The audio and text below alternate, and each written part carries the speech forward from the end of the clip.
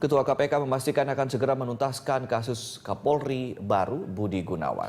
Ia bahkan menyebut bahwa Presiden Jokowi akan melanggar tradisi ketatanegaraan jika tetap melantik Budi Gunawan yang sudah berstatus tersangka dalam kasus dugaan transaksi tidak wajar.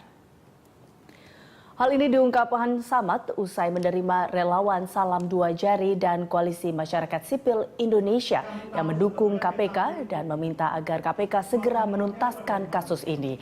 Ia pun menekankan bahwa sebagai lembaga penegak hukum, KPK tak pernah gegabah dalam menentukan status tersangka kepada seseorang. KPK selalu memiliki lebih dari 2 alat bukti yang cukup sehingga akan membuat kasus tersebut tak terbantahkan di mata peradilan. Terkait penahanan Budi, Samad memastikan tak akan ada satu orang tersangka pun yang tak ditahan KPK. Namun ia menjelaskan ada berbagai prosedur hukum yang harus dijalankan, khususnya mengenai membereskan yang harus mencapai, pemberkasan yang harus mencapai 50% dan pembatasan penahanan yang maksimal hanya 120 hari sebelum disidangkan.